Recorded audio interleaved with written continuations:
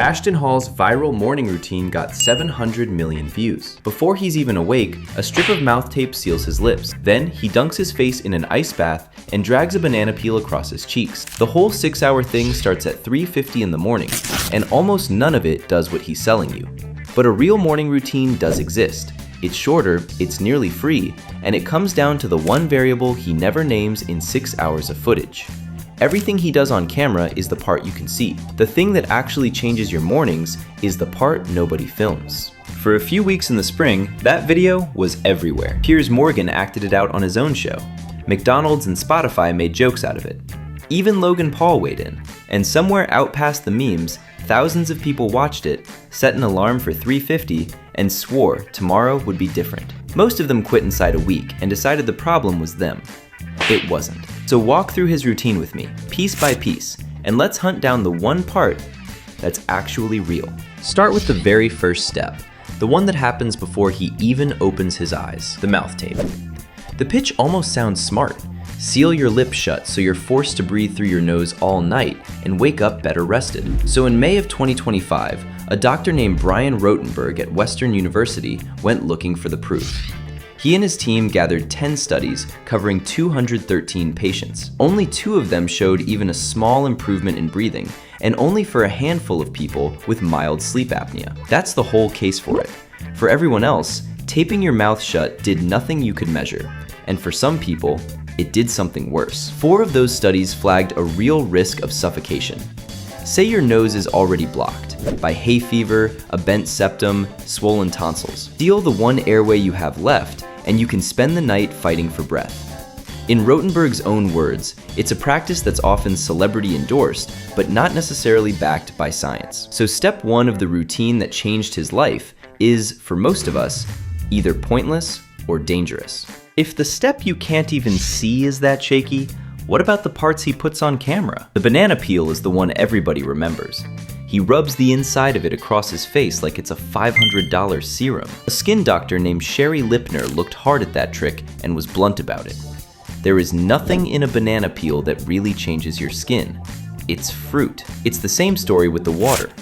He brushes his teeth and rinses with one specific brand of spring water poured from a tall glass bottle. Half the internet assumed it had to be some elite hydration secret.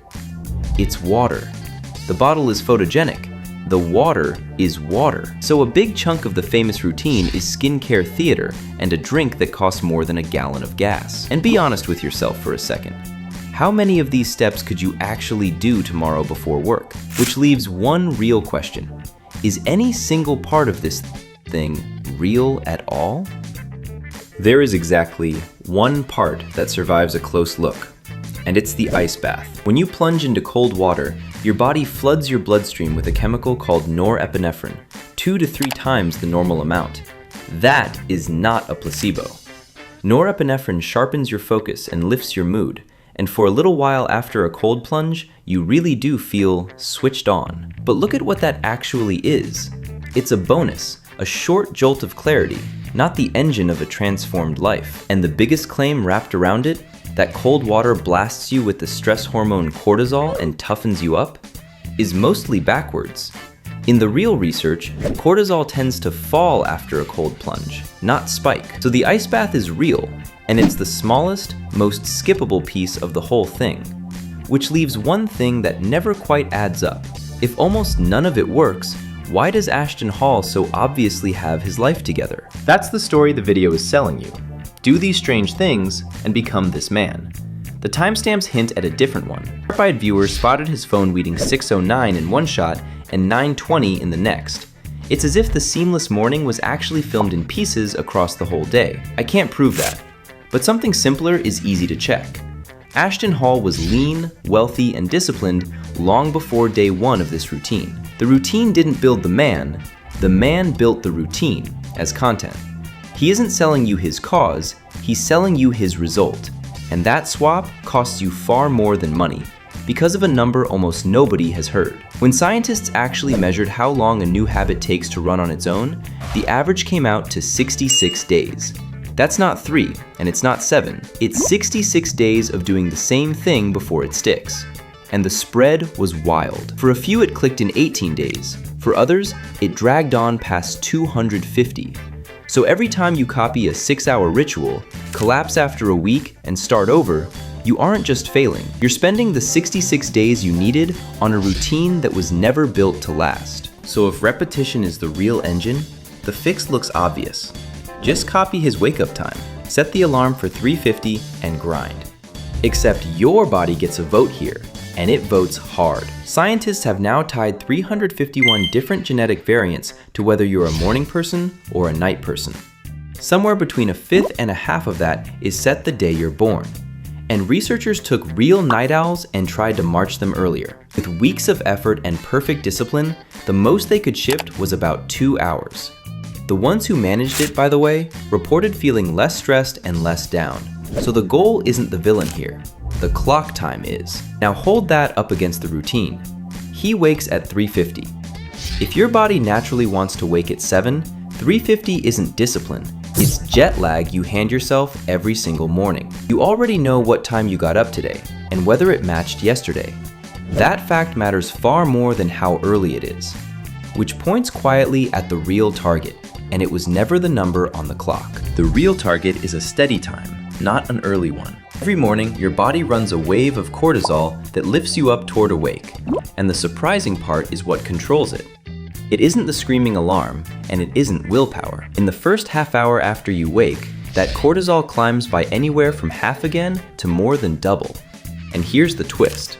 If you measure the hour before you wake and the hour after, it's already climbing on a schedule your internal clock set the night before. Waking up doesn't cause the rise, it just happens to land near the top of it. What sets that clock is repetition.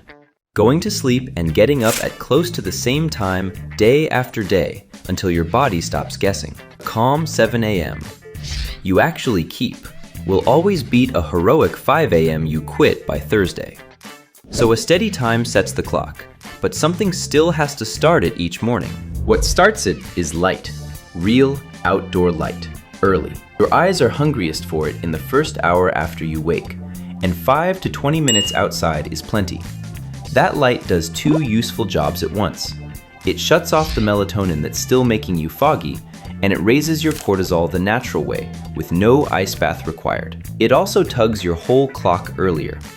In the studies, every extra half hour of morning sun pulled people's sleep about 23 minutes earlier. Stacked across a week, that's how a night owl slides into being a slightly earlier person without breaking anything. Look at what that is. It's the free, boring version of everything the banana peel was pretending to be. An actual morning glow-up that costs nothing and works. A steady wake time, and then light. Together, they set the stage. But a stage still isn't a routine. Something has to make it repeat. And that something is the one variable Ashton Hall never names in 6 hours of footage. Plain repetition. Not a 6-hour production.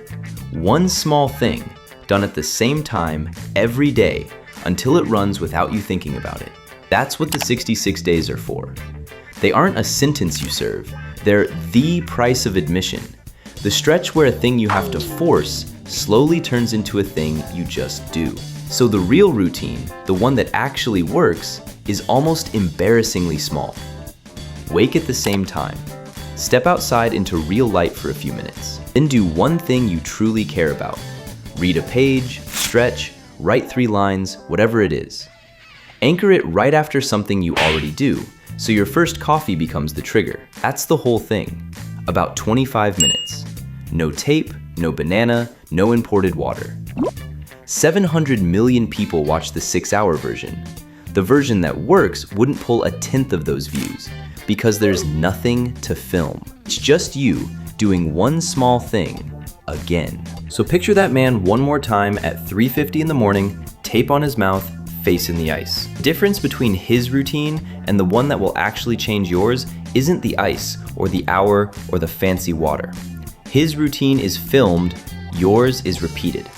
Pick one small thing, do it at the same time tomorrow, then again the day after, and let the boring arithmetic of repetition do the rest. That's the whole trick, and it will never trend. On this channel, that's the job. taking the thing everyone is copying and digging out the small, real version buried underneath it. Next time, it's the productivity hack you've probably already tried this week. Stick around and you'll know which parts are worth keeping before you burn another Monday on them.